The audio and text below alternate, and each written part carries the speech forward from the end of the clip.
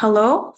Well, welcome to the 32nd Korea TESOL International Conference, which is taking place in Sungkyung Women's University in Seoul, which will be happening in 10th and 11th May 2025. My name is Rasuleva Khursana, and here we are presenting with my co-author, Alfira Makhmutova.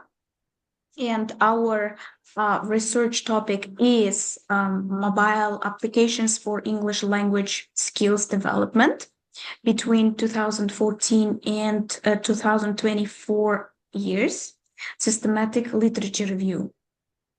So we decided to choose this topic because it's quite different one. We had lots of literature review, but we decided to make it systematic literature review. Okay, let's dive into the introduction part of our research. It is well known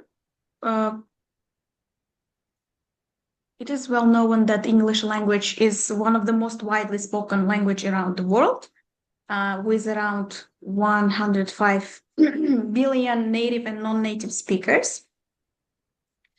English has become the dominant language of different spheres: business, education, cross-cultural communication, which has driven the need for effective and language instruction across the world. So our presentation focuses on the area of growing importance, the use of mobile applications in English language learning, evaluated through the lens of the TPAC framework. The TPAC framework will be talked about later. That is, the TPAC stands for technological, pedagogical, and content knowledge.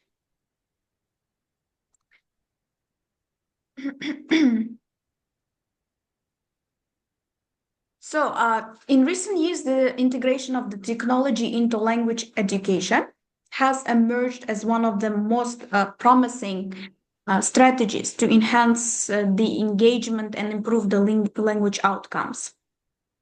And mobile devices, in particularly, have developed the way English is taught nowadays and learned by students.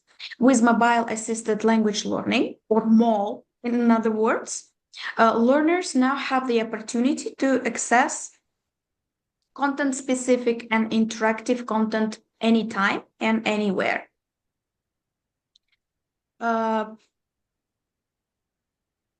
So our study uses the TPAC framework and PRISMA protocol. We focused on 39 peer-reviewed empirical studies from the Scopus in the period of 2014 and 2024.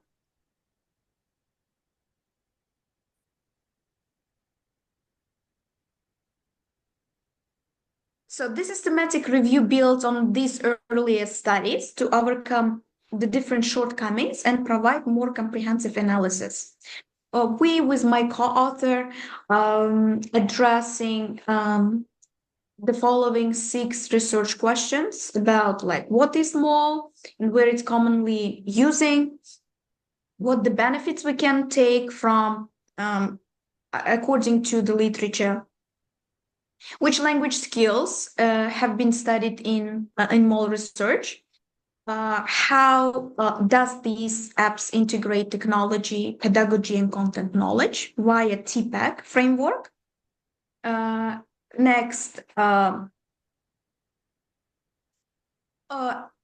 course, each study can have their limitations and gaps. So in our research, we also try to identify in this literature any limitation and gaps, and how can they inform the future innovations in the given field. So now I want to move to the literature review part. So first, the research strongly supports the mole applications have significantly impacted English language education. And we can look at some different applications. For example, Duolingo, WhatsApp, Google Search, Telegram, Zoom, and different others. For example, the Duolingo app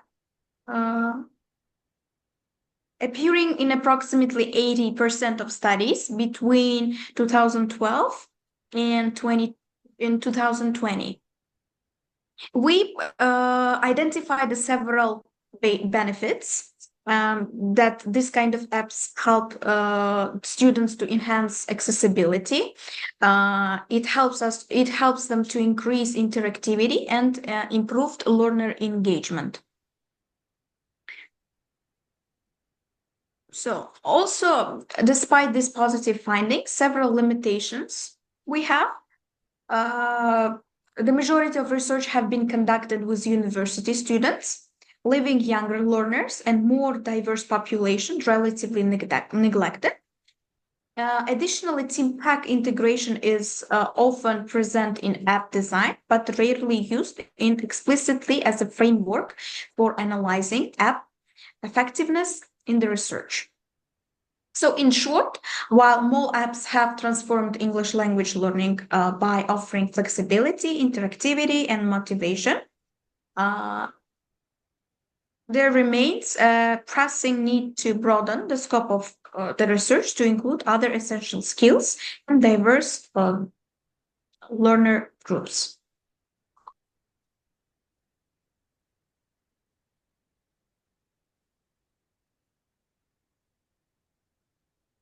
Okay, as you can see, we here talked about the limitations, outcomes,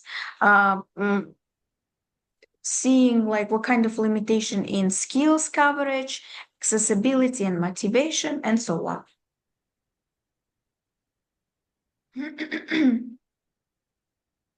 Yes, here also let's have a look on TPAC in mole research, gaps and future directions.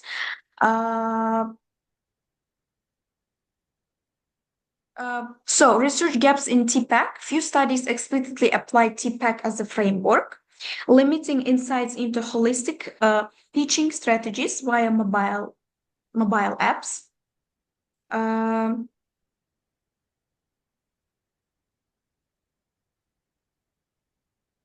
Also, we have like unexplored skills, reading, listening, and critical thinking skills, as I already mentioned before.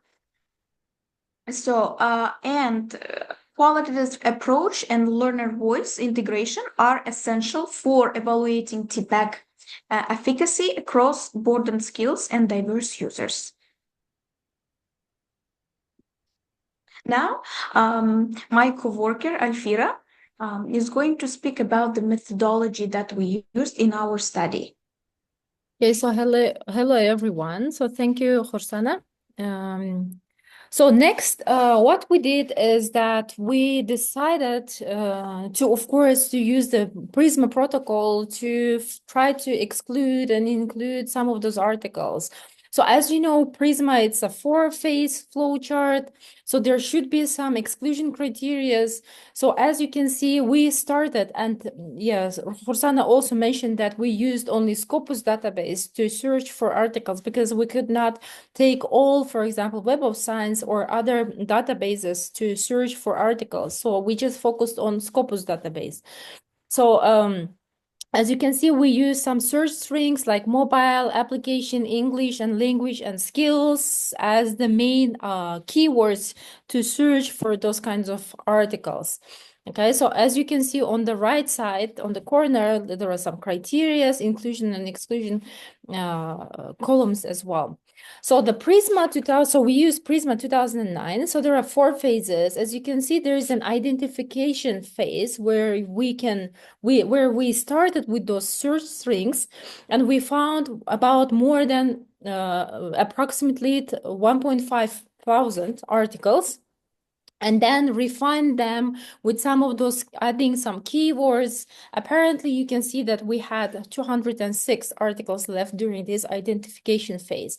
Next, during the screening, so we started to look at each of those articles, and then we also decided to include exclusion criteria like non-English publications, which you can do.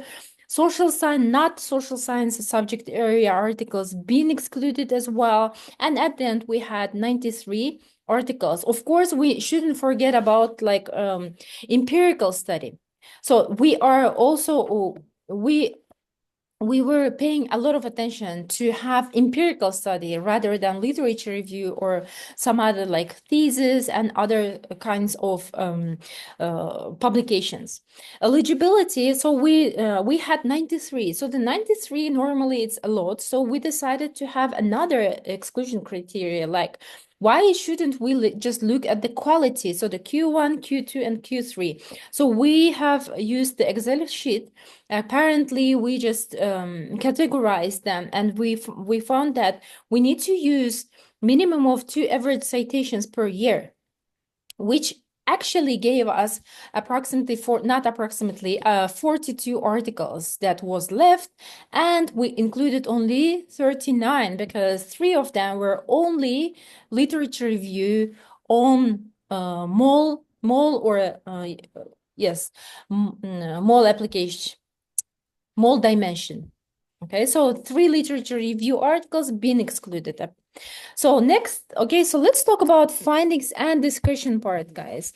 So what we had, as you can see from the slide, is that main thing that we discovered is that a lot of those 39 empirical studies been done in Asia. When we say Asia, we decided to generalize it. We said that China, Malaysia, Saudi Arabia, and Taiwan would be in that Asia part. Okay, so as you can see, Europe only 20%, and then America's 5.7%. So it actually shows how this mole assisted, yes, language learning articles or research been developing in those spheres, in those globally. And China was actually the leading country. 6 of those, all those 39 articles been done in China and Taiwan. Next comes Malaysia and Saudi Arabia, respectively. Okay, so number of studies and versus year of publication. As you can see, it started in 2014, and then in 2022, there was the highest, yes, eight articles been published during that time. And next thing is also Khursana was mentioning that because about the participants, the participants of all those empirical studies been not secondary or primary, even nursery students, but only tertiary education students or university level students. Let's see how it actually goes. So as you can see, even during that literature review, it was that university level students were the main actors, main researched people in mole assisted language learning articles.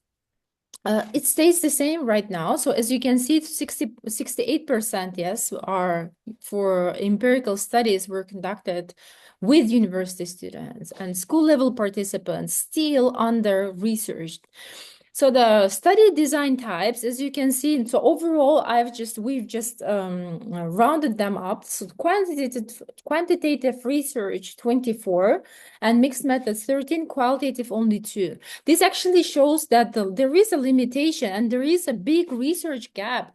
All the studies that are trying to find out the development and the benefit of mole in English language learning only has 2 qualitative empirical studies. So there should be some kind of a balance. So it probably needs to be somehow developed, and this is a food for thought for other authors. And in the figure 4, you can see that it is actually been divided case by case, in detail. Case studies, for example, exploratory, action research, descriptive, and experimental, for example, 21%, and mixed methods, 40%, which also shows actually it's a good thing because right now there is a rise of mixed methods or interdisciplinary research. So next thing is that as Khursana mentioned, that the TPAC wasn't used for the analysis, but it was used for categorizing our articles, empirical study, details, and data. The first one is TK, is technological tools. As you can see, 20% are named as technological tools, and 18.9% are mobile apps, and then others are, as you can see on the diagram, on that. So for example, what we say by technological tools is that we have a lot of things. We have categorized them. We use that, for example, in technological tools, as you can see, it's augmented reality, flashcards, 3D visuals, text-to-speech, VR headset, automatic speech recognition, for example, multimedia tools, cloud storage. All those things has been included in the technological tools. That's why it is higher than mobile apps. But mobile apps, 18.9%, which actually shows that a real vocab mobile app, for example, WhatsApp, Duolingo, Wikitalki mobile app, SLL, Quizlet platforms are under these mobile apps. That is why it is lower than technological tools. Communication platforms, dictionaries and reference tools, as you can see, it's also 8.9. Educational platforms, 8.9. Educational platforms, it is not they are also integrated with the mobile applications or mobile applications. Okay, AI and speech technology, it's probably will rise in the next maybe 10 years or even the next few years. Game-based learning tools like Kahoot, Quizlet are under these game-based learning tools. Collaboration and interactive tools, which is 11%, which needs to be also highlighted because during our systematic literature review, we also discovered that the feedback, for example, and the collaboration with other peers plays a vital role in development of English language proficiency.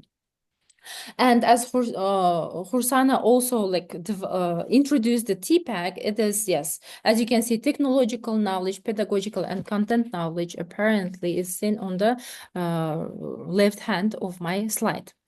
Mobile apps. Next, we can see the communication platforms. Facebook is also one of those interesting tools and platforms that you can use to develop your English language. Because during this communication platform or during this usage of Facebook, it might be that you will see and you will talk to your peers or even other international people who would like to develop their English language as well. AI and speech technology, as you can see, automatic feedback systems, which I think in the future it will get more populated, more popular, because right now we see ChatGPT as a very good feedback giver. Next is you can see game-based learning tools, collaboration and interactive tools, and language learning skills. And then on the right side of that table, you can see what authors were having this interesting empirical studies. Content knowledge areas. So on the first place, we can see that the speaking skills had been developed with those mole assisted language learning. 10% or 10 of those empirical studies, which is about 43%. I mean, almost half of all those empirical studies concluded that their speaking skills been developed through those interesting technological tools. Grammar, as you can see, 26.1. Fluency, coherence, cultural awareness. We also can see that 8.7% of all those empirical studies, which is two articles, been stating that the cultural awareness also was a part of English language learning, interaction skills, and etc. And as you can see, like autonomous language skills, it means that the learner is also using his own independency, and then thinking that this is my responsibility to learn the language and so they are trying to learn the language, to develop their language learning skills themselves. This is important as well. But as it has been stated by Khursana, during this literature review part, they also were saying that reading, isn't it? Reading, listening, and critical thinking skills was not developed really good during those during 2012 and 2020 year period. We still can see that the reading and listening skills are below 26%. Next is pedagogical knowledge area. Feedback and correction is 8 of those empirical studies were saying that, or concluding that that when you learn language, when you use those technological tools and you learn language, most important thing, the skill or pedagogical knowledge, is that the feedback and correction. It means that when you talk to someone, you get some feedback. So this is how you learn. This is how this pedagogical area should be, in my view, should be also developed. It might be app generated, it might be, but we didn't have ChatGPT included in our systematic literature review, but yes, it might be that after 2024 we'll have more and more articles focusing on that. Group work and peer interaction. For example, when we are mentioning group work, isn't it? So kids are learning through that one as well. Gamification, game-based activities also make some emphasis on your English language learning. So let's come back to each research question and see how what we found. Apparently. So the first research question is, what mobile apps are most commonly researched? And it was in WhatsApp. So WhatsApp was utilized in 17 out of 90 categorized studies, which equals to 18% of all those other articles. Among those, for example, speaking skills, 43% of the skill-specific studies were about speaking, vocabulary acquisition, writing skills. So there is a notably development of those skills when you use WhatsApp as an application to develop your English language.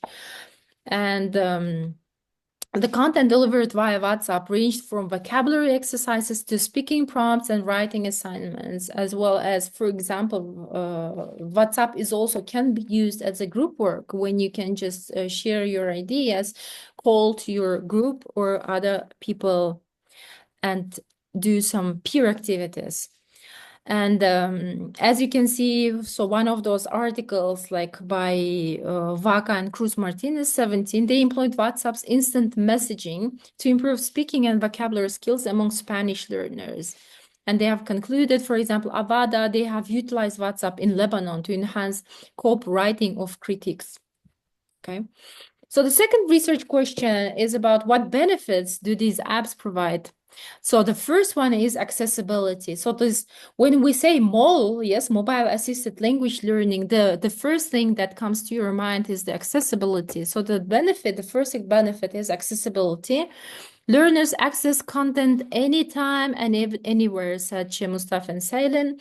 Engagement, effectiveness, limitations, benefits vary by skill. AI tools less effective in reading and critical thinking, according to Ping et al.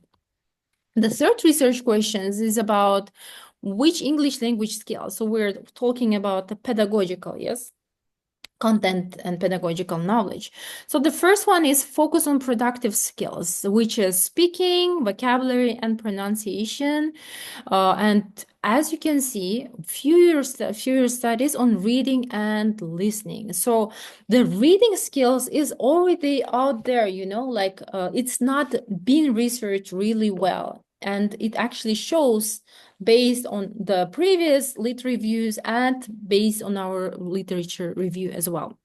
Yes, WhatsApp improves fluency in pronunciation and future more focus on receptive and higher order skills. So, for example, Khursana said that there is a limitation, isn't it, about the critical thinking skills. So why don't we look more on or look or research and delve into how critical thinking skills are developed through MOL. Fourth research question, how do these apps actually integrate technology via TPAC? Yes, Duolingo integrates TK, PK, and content knowledge. A few studies explicitly use TPAC, and this is a limitation. We need more systematic integration. According to Peng et al. And the fifth question is, to what extent these mobile applications enhance the acquisition and development of English language skills? Of course, the cognitive 51%, affective 25%, according to Elijah et al. Engagement via gamification reduced anxiety, effectiveness through vocabulary improvement, reading remains underexplored.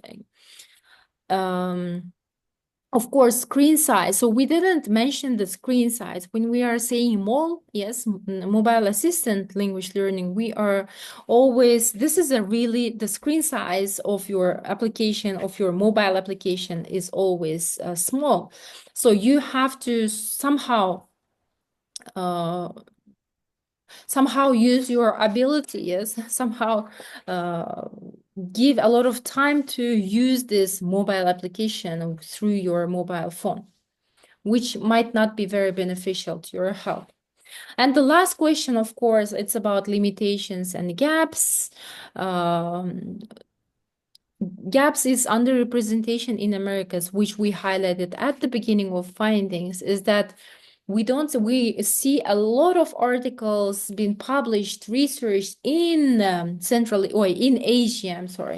Asia, and lack of qualitative research as well.